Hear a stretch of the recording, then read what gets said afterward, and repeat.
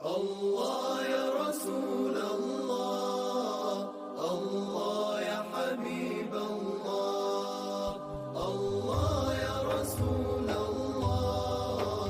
اللہ یا حبیب۔ تمام انبیاء کی طرف سے جو ماضی میں گزرے ہیں ایک ضرب المثل کے طور پہ بات موجود ہے، اور یہ بات میرے اور آپ کے آقا مولا نے ہمیں پہنچائی، اور وہ یہ کہ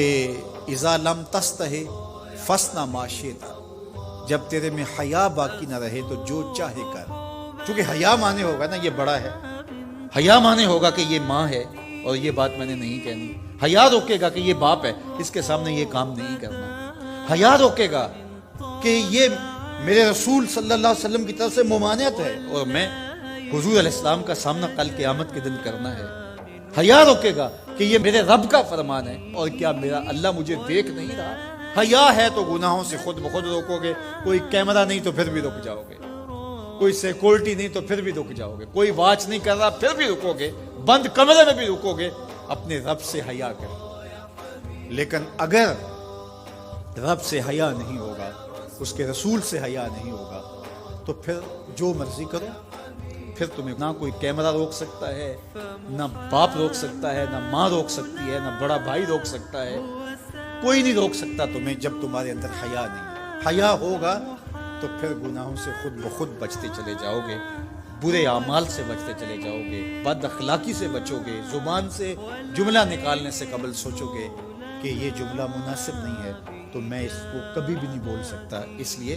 کہ حیا مانے ہو جائے گا اور طبیعتوں کے اندر ایک نور پیدا ہوتا چلا جائے گا، اور یہ پردہ جب اٹھ گیا اور یہ ڈر جب ختم ہو گیا تو پھر راستے صاف ہو جاتے ہیں، جو مرضی کرتا رہو، پھر کوئی پرواہ نہیں ہوتی ہے۔ مدینہ المنورہ میں صحابہ تشریف فرما تھے کہ ایک خاتون گزری، سیاہ رنگت، حبشی نژاد، تو ایک صحابی فرمانے لگے اگر جنتی خاتون دیکھنی ہے تو یہ خاتون ہے، تو پوچھا کہ یہ کیسے؟ کہا ایک دن یہ خاتون حضور کے پاس آئی اور اس نے کہا حضور مجھے مرگی کے دورے پڑتے ہیں تو میرے لیے دعا کر دیجئے کہ اس مرض سے مجھے نجات ملے۔ تو آقا کریم علیہ السلام نے فرمایا اگر تم کہو تو میں دعا کر دیتا ہوں اور یہ دورے تمہیں نہیں پڑیں گے، اور اگر تم ان پہ صبر کر لو تو میں تمہیں جنت کا وعدہ دیتا ہوں۔ اب تمہارے ہاتھ میں ہے، جو چاہو کر لو۔ اس خاتون نے بغیر تأمل کے کہا مجھے جنت والا وعدہ قبول ہے، دورے پڑتے رہے کوئی بات نہیں، مجھے جنت والا وعدہ قبول ہے،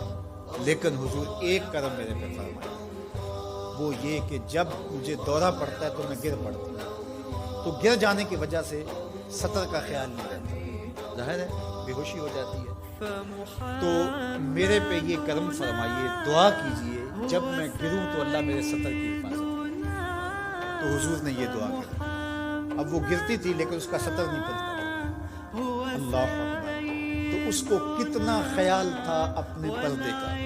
کتنا خیال تھا اپنے سطر کا۔ یہ جمال ہے عورت کا، عورت مستور ہے، عورت کو عورت کہا جاتا ہے، مستور سطر سے ہے، یہ پردے کی چیز ہے، اور اللہ جل شانہ نے اوڑھنیاں اوڑھ کر کے رکھنے کی خواتین کو تلقین کی۔ آج جدید مفکرین تو عورت کے ساتھ مسافہ کے راستے بھی نکال رہے ہیں۔ وہ کسی نے کہا تھا یہ عورت کی آزادی نہیں ہے، یہ عورت تک پہنچنے کے لیے مرد آزادی چاہتے ہیں۔ عورت سمجھتی ہے مجھے آزادی مل رہی ہے،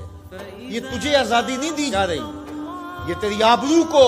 تیری عزت کو، تیری ناموس کو تار تار کرنے کے لیے یہ مرد آزادی چاہ رہا ہے، یہ آوارہ لوگ آزادی چاہ رہے ہیں۔ تجھے کھلونا بنانا چاہتے ہیں تو کھلونا نہیں ہے،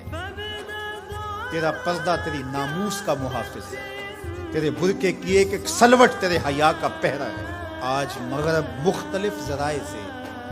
ہم سے یہ جوہر چھیننا چاہتا ہے، تو اب ہمارے اوپر تہذیبی یلغار کے ذریعے سے، میڈیا یلغار کے ذریعے سے، تمدنی یلغار کے ذریعے سے، مختلف ناموں سے، مختلف ایام منانے کے ذرائع سے ہم سے اگر ہمارے جوہر حیا کو چھین لیا جاتا ہے تو ہمارے پلے کیا بچتا ہے؟ کیا ہم کگو کوڑا قوم ہے کہ جو کوئی لے کے آئے اور اسی کے پیچھے چل پڑے؟ کیا ہمیں نہیں پتا کہ ہم کون ہیں؟ ہماری بھی کوئی بنیاد ہے، ہماری کوئی ساکھ ہے، ہمارے ابا و اجداد ہیں، ہمارے اوپر کتاب اتری ہے، ہمارے آقا نبیوں کے امام ہیں، ہمیں پورا کامل اکمل دین دیا گیا ہے. کیا ہم وسیع ظرفی کے نام سے، روشن خیالی کے نام سے سب کچھ اختیار کر لیں گے؟ یا ہمیں سوچنا پڑے گا کہ ہمارے دین کی شناخت کیا ہے؟ تو میرے حضور نے فرمایا ہر دین کی ایک الگ شناخت، الگ پہچان اور نمایاں نشان اور علامت ہوتی ہے. اسلام کی وہ نمایاں علامت حیا ہے. اگر حیا ہے تو دین ہے، اگر حیا نہیں ہے تو دین نہیں ہے. تو اللہ ہمیں حیا کے نور سے مالا مال کرے، ہماری نسل نو کی بالخصوص حفاظت کرے، ہماری بیٹیوں، بہنوں اور مستورات اسلام بناتے دین کی اللہ خاص طور پہ حفاظت فرمائے، آنکھوں میں شرم اور حیا کے نور کو پیدا کرے اور ہمارے باطن بھی حیا کے نور سے مالا مال.